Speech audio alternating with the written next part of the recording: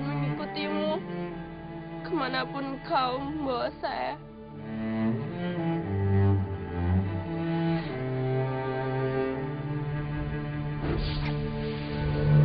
Pada saat itu, cahaya terang tiba-tiba muncul di hadapan saya. Kemudian membentuk sesosok manusia yang memakai jubah putih. Saya tidak dapat melihat dengan jelas wajahnya, tapi kehadirannya entah mengapa memberi saya ketenangan dan keyakinan. Dan tiba-tiba, entah bagaimana saya menyadari bahwa dia adalah Isa. Dan dia berkata, "Ikutlah aku." Dini, ikutlah aku. Saya bingung karena saya pikir, Tuhan, saya ini kan orang Islam, bagaimana mungkin saya mengikuti Engkau? Kau adalah orang yang dipanggil Tuhan oleh orang-orang Kristen. Tuhannya orang murtad, yang tidak mengenal Allah. Dan ia menunggu saya untuk datang kepadanya. Air mata saya mulai menggenangi wajah, dan akhirnya saya berkata, "Tuhan, jika ini adalah jalan kebenaran, maka saya ingin mengikuti Engkau." Pada saat itu saya merasakan damai yang belum pernah saya rasakan. Saya melihatnya tersenyum dan kemudian pelan-pelan pergi.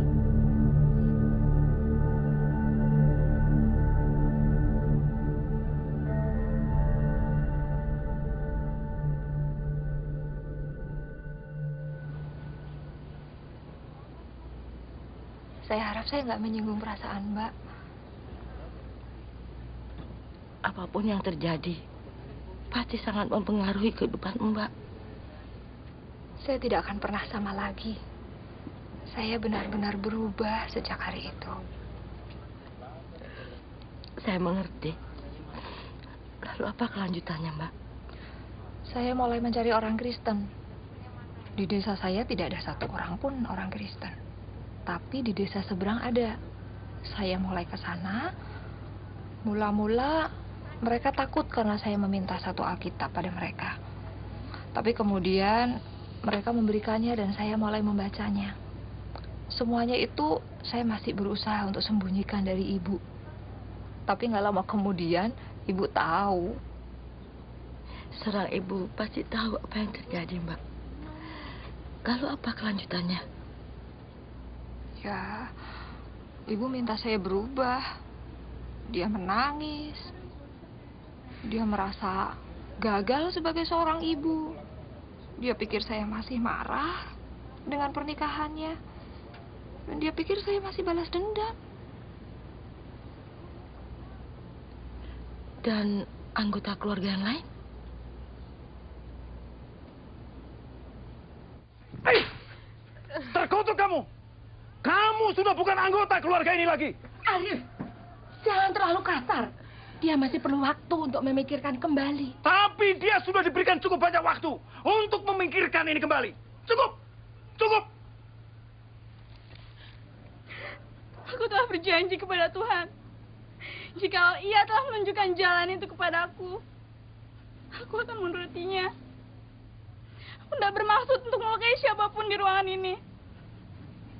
Tapi aku telah membuat keputusan. Duh, Dini. Ibu dan ayahmu juga sudah membuat keputusan. Sebagai orang Islam, yang sekaligus orang Jawa, mempunyai tanggung jawab dan kewajiban yang sangat berat. Yaitu membesarkan dan mendidik anak-anaknya. Kewajiban anak-anak adalah menghormati, tunduk, dan taat kepada orang tuanya.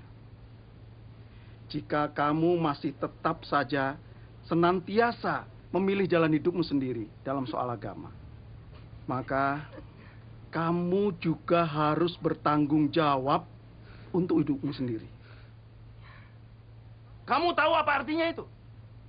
Kamu harus mencari uang sendiri untuk segala sesuatu. Makan, sekolah, tempat tinggal, semuanya. Semuanya! Duh, Dini, maksud pamanmu itu berarti kamu sudah tidak lagi mempunyai hak untuk meminta segala sesuatu pada orang tuamu. Mengerti? Nah, Sekarang ambil barang-barangmu dan pergi.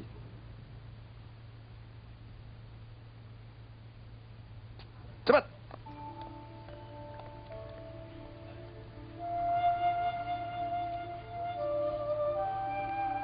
Aduh, sini.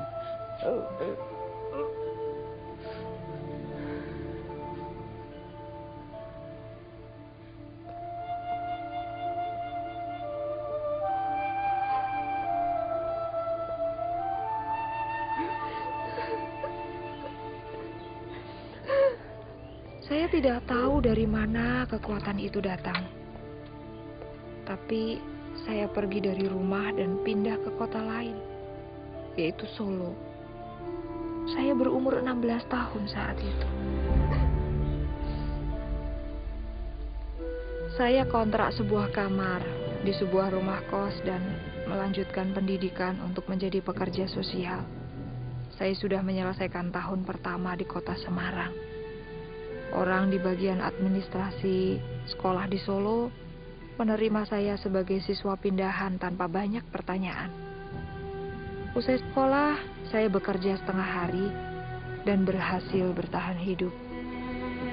Saya berpikir, jika sesuatu berjalan tidak sesuai dengan rencana, saya bisa datang ke rumah nenek dan minta bantuan. Saya tinggal di Solo selama 3 tahun. Saya cukup sering datang ke rumah hanya untuk berkunjung saja. Kemudian setelah saya lulus dari sekolah, saya dapat pekerjaan di Semarang. Kemudian saya kembali. Pertama-tama sih memang sulit, tapi akhirnya segala sesuatunya jadi normal. Lega rasanya. Akhirnya berakhir juga ya, Mbak. Mereka pasti berjuang untuk bisa memaafkan. Sebenarnya orang yang paling berjuang untuk memaafkan itu saya, Mbak. Bukankah orang-orang Kristen harus bisa saling memaafkan? Iya, benar. Hanya kadang-kadang jaraknya sangat jauh. Yaitu dari sini sampai ke sini.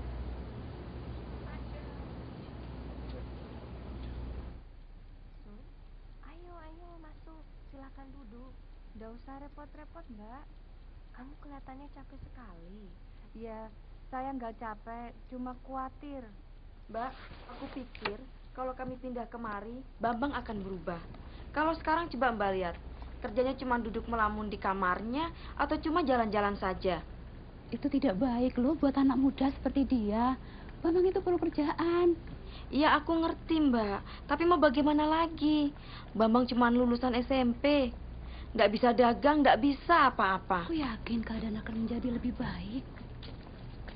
Ini ada sedikit makanan untuk dibawa pulang.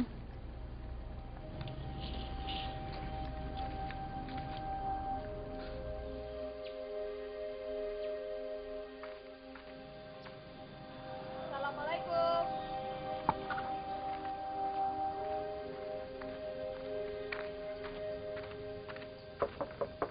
Assalamualaikum. Waalaikumsalam. Hai, aku Dini. Mbak Dini? Iya, aku Dini. Ibumu ada di rumah? Ada.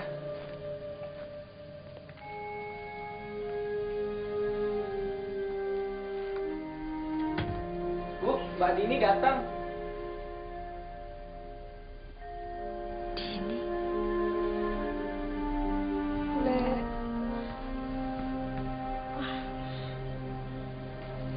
Silakan duduk.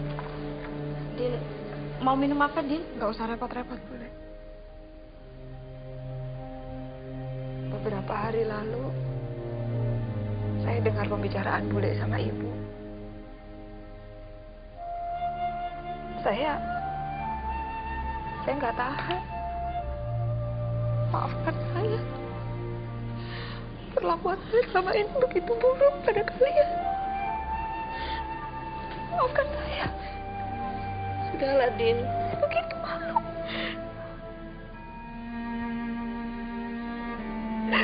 Aku mohon maafkan aku. Atas semua hal yang buruk yang pernah aku lakukan pada kalian. Aku mohon maafkan aku. Aku menyesal. Sudahlah, Din. Bunda sudah memaafkan.